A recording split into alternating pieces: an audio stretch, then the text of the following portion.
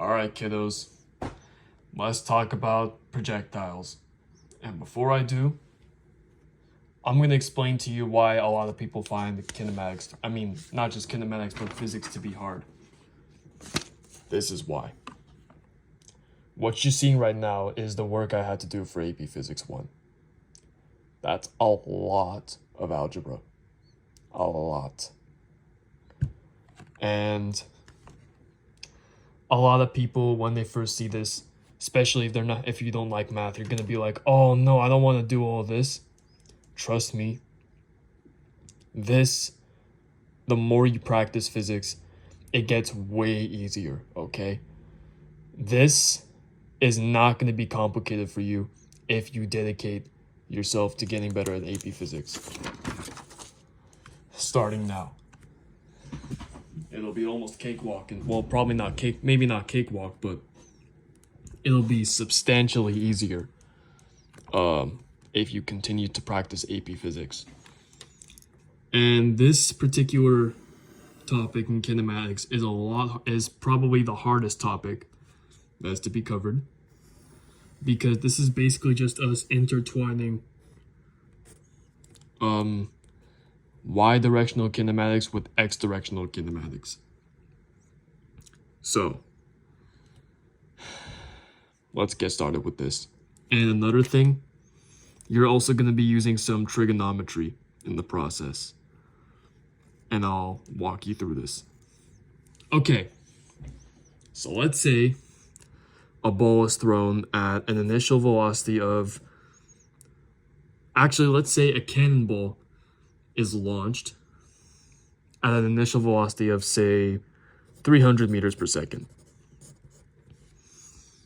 Is that realistic? I don't know, but that's what we're going to use.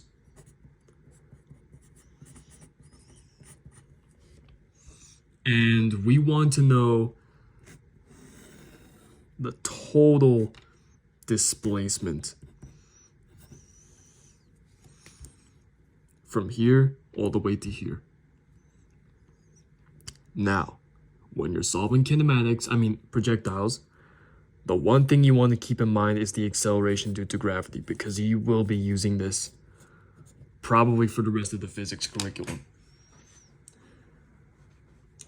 Ever since y-directional kinematics, you will be using acceleration due to gravity. Not always with the negative, but for now, it is negative. It will turn positive in forces. So, they're only giving you this variable. But here's the trick. Projectiles is basically just a combination of y-directional and x-directional kinematics. So you have to think of it this way. Because we're moving up and to the right at the same time, there's an initial velocity in the y direction and a velocity in the x direction, but it's not initial. The velocity in the x direction remains constant throughout the entire process. Throughout the entire process, it remains constant. And this is a formula to solve for the total x displacement. It's literally just the x velocity times the total time that it took for the cannonball to go from start to finish. And what I'm simply doing here is just simplifying this entire this scenario so that we know what to solve for and we know what strategy we have to implement to solve for our ultimate variable. That's what I'm going to call it, our ultimate variable. Okay, so first off, we need to figure out the time that it was up. And in this case, the time that the ball was up is the same time that it was down. And the reason why is because the ball is not elevated when it's thrown or launched, and it's going back to ground level. It's being launched from ground level and going back to ground level. So, to solve for VIY, you have to use some trigonometry. So this is the hypotenuse, this is the adjacent because this is the angle. Oh, by the way, it's being launched at an angle of 60 degrees. I forgot to say that. That will be important. And this is the opposite. So, to solve for the opposite, you have to use op over hip. Or basically just 300 sine of 60. The initial velocity, sine of the angle, which is 60 degrees. And for v of x, you do 300 cosine 60.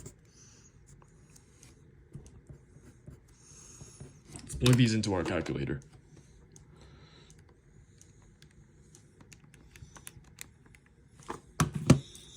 Good. 259.8.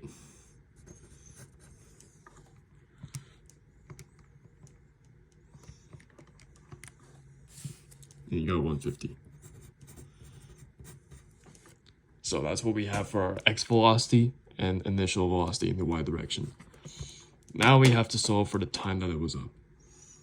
Now this is where you look at your three kinematics formulas and figure out which formula you have to use to figure out the time that it was up. And you would have to use, let's move this over here, just so we have more space. We would have to use this formula. And the reason why I'm adding more letters is to just simplify, well, not simplify, but just be clear in what specific variables we're solving for. And VFY here is going to be 0 because it's not moving in up or down when it's at its maximum height. This is when it's at its maximum height. So now what you want to do, you rearrange it algebraically.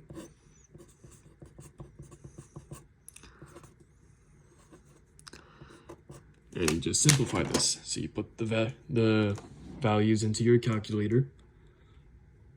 You have 0 minus 259.8, which is our initial value, velocity in the y direction. Sorry for that stutter. Acceleration. And that is our time up.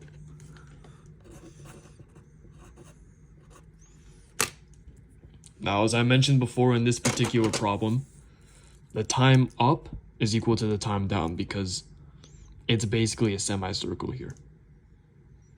We're starting from ground level and returning to ground level, and that's going to take the exact same time. So, solve for t. You add these together, knowing that this is also the time down. You can just pretty much do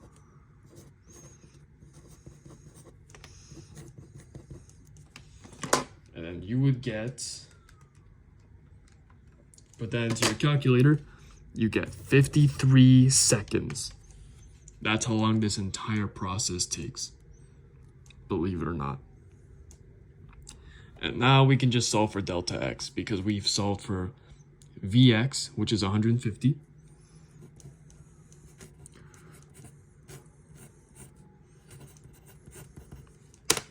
Multiply these two together. Then you get 7,950 meters or 7.95 kilometers. Because there's 1 kilometer. That's a terrible rectangle. Jeez, I'm too frantic.